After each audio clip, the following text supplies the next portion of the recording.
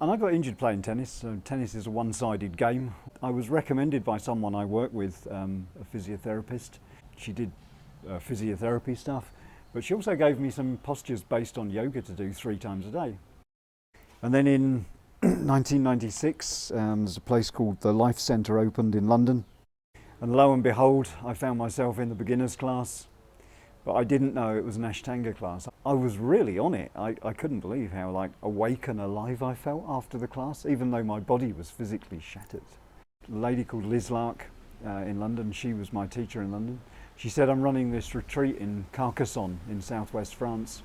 And that was really my introduction to Ashtanga properly and doing it every day.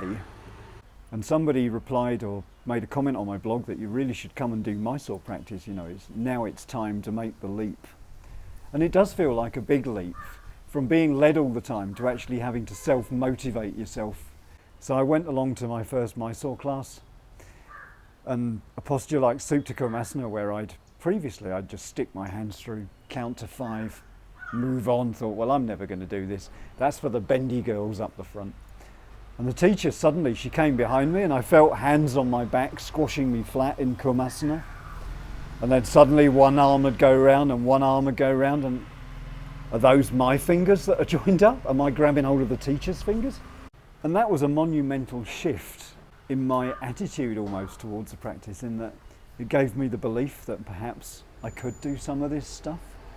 I watched people doing drop backs and standing up, and I thought, that'll never be me, not in this lifetime.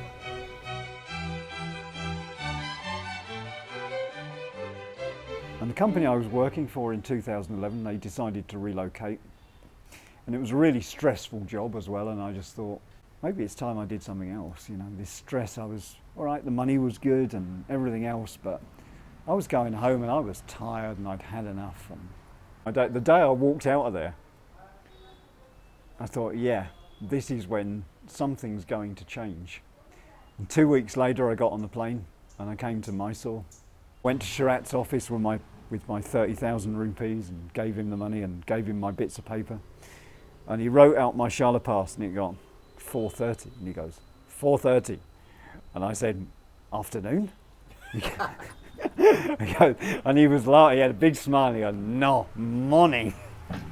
And it was like, I'd never practiced that early in my life, maybe 7 o'clock at the earliest, but 4:30 in the morning, do you mean this?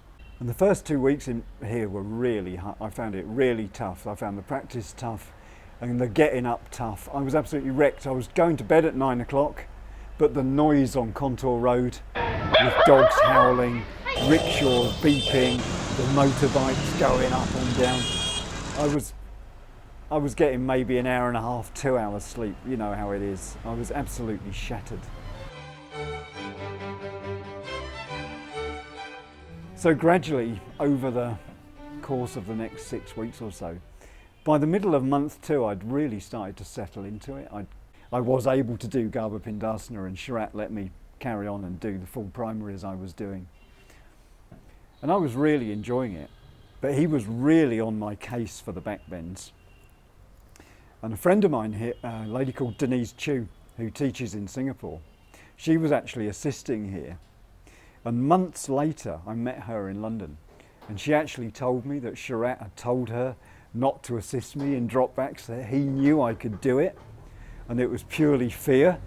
So she told me that the assistants had actually been told not to help me.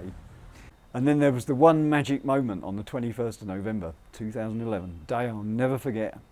I dropped back, it was quite good, I walked my hands, and I heard Sharat, he'd been yelling at me across the shala, Kevin, stand up, you can do it. And on this morning, I didn't realise he was adjusting the person next to me.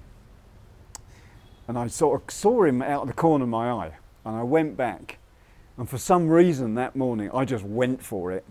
But what I didn't realise was he'd actually come across and he'd taken a pace down my mat. I think he was at the point of giving me the start off. But I just went for it, and I came up and we ended up literally nose to nose. And he goes, good. And he gave me a high five, and then he goes, do again. I mean, could I do it again? Could I? Hell. But it was, yeah, I went back and then he helped me back up.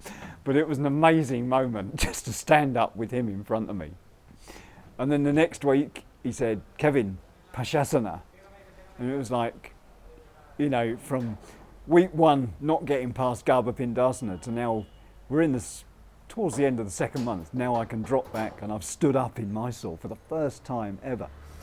And he's given me Pashasana, which is the first posture of second series. It was an amazing, amazing time. So I got back home to the UK where it was absolutely bloody freezing cold, January. I got another job reasonably quickly.